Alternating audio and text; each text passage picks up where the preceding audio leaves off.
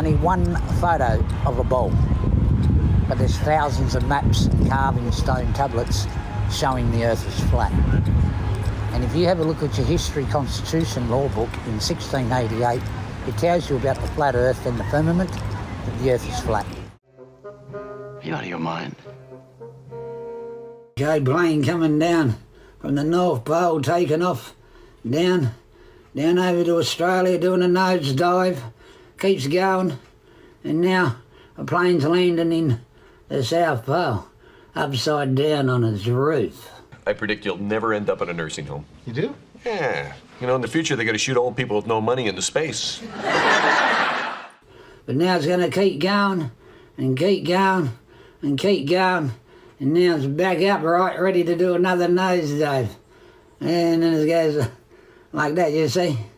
Planes don't fly upside down. I don't think so. World's flat. Exactly. God damn it, Gump! You're a goddamn genius. That's the most outstanding answer I've ever heard. You must have a goddamn IQ of 160. You are goddamn gifted, Private Gump. And people need to really, really seriously do this research, because when I flew to Cairns, I flew flat. And when I flew to Perth, I didn't fly sideways like this. You love your work, and that kind of a positive attitude, quite frankly, is contagious. It is. And I know when I flew down to Melbourne for a cappuccino with Abrigo, I didn't do any nosedives, because I know if the lady let go of the trolley at the back of the aeroplane, it would have knocked the captain straight out of his cockpit. And I know that when we tried to take off, there's no way she could push that trolley up that aisle while we're trying to climb up to the North Pole to get to Cairns. Checkmate. Game's over. World's flat.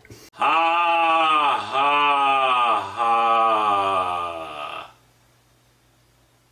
If the world was actually a spinning ball, would have a curve each every 3 miles. I've done my mathematics, and people think, and I haven't done nothing. Yeah. Well, I know my mathematics are a hell of a lot better than a lot of other people's mathematics. You know what 1 + 1 is? 2. It was when I was at school. You don't need a calculator. That's why you get your brain. Use your brain. Your brain becomes the calculator. If I have 2 beans, and then I add 2 more beans, what do I have? Some beans. Yes and no.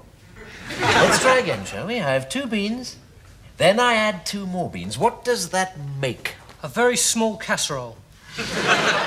But if this Earth is spinning 1,000 miles an hour, hurtling through space at the speed of sound at 500,000 miles an hour, that's 501,000 miles an hour. It is hurtling, chasing a hot star in space, and what?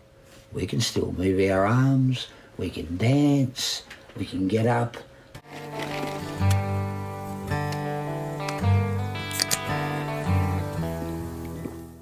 Yep. Yup. Mm-hmm. Because when you're in a spinning wheel, you wouldn't even be able to move. You wouldn't even be able to lift your hand up. Oh, hey, look. Some of your old report cards. Let's see what these have to say. Cries easily. Seems thrown by the simplest tasks. Only companion appears to be failure. Would you shut up? If this is the top of the Earth, and we're on the side of the ball, aeroplanes from the North Pole do not fly and do nosedives down to Australia. It's impossible. If we're a ball, I'd really like to see a helicopter take off upside down from the bottom of our Earth. That's round. It's impossible. No! I just want to die! You know, perhaps now would be a good time to take our 15-minute break. Why don't we all do it? We've made quite a catharsis here. Now, traditionally, it is the patients who make the breakthroughs, but we mustn't be sticklers.